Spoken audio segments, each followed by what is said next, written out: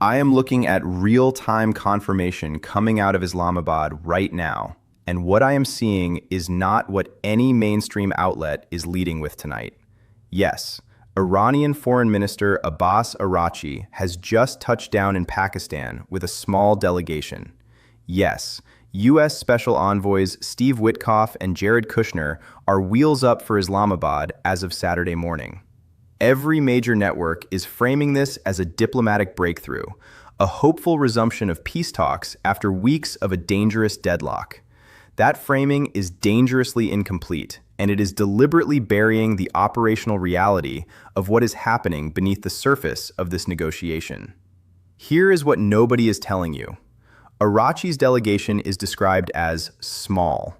That is not the language of a country sending a mandate to close a deal.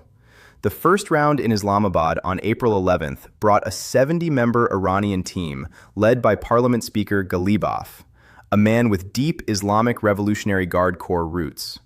Tonight, Iran is sending its foreign minister with a small team for what Tehran's own state news agency, IRNA, is calling a bilateral visit with Pakistani officials, not direct talks with the United States. That is a critical distinction that every headline is smoothing over. What I have spent the last several hours reviewing tells me that the unresolved nuclear enrichment question, Iran sitting on approximately 460 kilograms of 60% enriched uranium, enough material by multiple estimates to arm close to a dozen warheads, has not moved 1 centimeter since April 12th. The Strait of Hormuz remains under dual pressure from Iran's mining operations and the U.S. naval blockade simultaneously.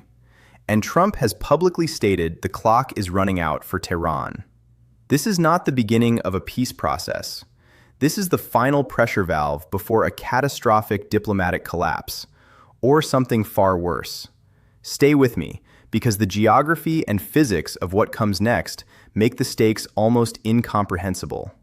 To understand why Islamabad is the only city on Earth capable of hosting these negotiations, and why the geography of this conflict makes every hour of diplomatic delay exponentially more dangerous, one must step back from the headlines and look at the physical architecture of this crisis. The Strait of Hormuz is a choke point 21 miles wide at its narrowest navigational corridor. During peacetime, approximately 20% of the world's total oil supply and roughly 1/3 of all liquefied natural gas shipments transit this strait on any given day. There is no pipeline infrastructure on Earth capable of absorbing that volume if the strait closes permanently. The Red Sea alternative via the Bab el-Mandeb is already compromised. The east-west pipeline through Saudi Arabia carries a fraction of what Hormuz handles at peak capacity. The operational reality is simple and brutal. There is no bypass. There is no workaround.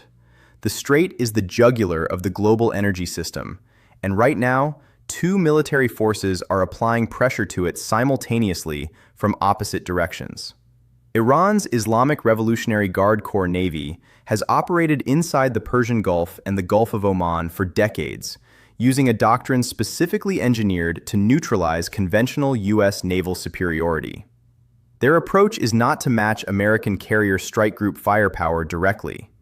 It is to render the maritime environment so tactically ambiguous, through asymmetric mine-laying operations, swarm boat harassment, shore-based anti-ship missile batteries positioned along the Iranian coastline, and subsurface threats, that the operational cost of maintaining free navigation becomes politically unsustainable for Washington.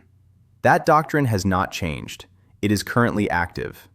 Meanwhile, the United States has imposed a naval blockade on all vessels originating from or destined for Iranian ports. The USS Spruance has already fired on and disabled an Iranian-flagged cargo vessel, the Tuska, a nearly 900-foot container ship intercepted in the North Arabian Sea.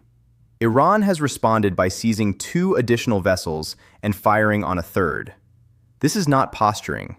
This is active naval combat operating underneath a nominal ceasefire framework. Pakistan sits at the precise geopolitical intersection of these forces, the only state maintaining functional military and intelligence relationships with both Washington and Tehran simultaneously. Without Islamabad, there is no channel. Without that channel, there is no ceiling on escalation.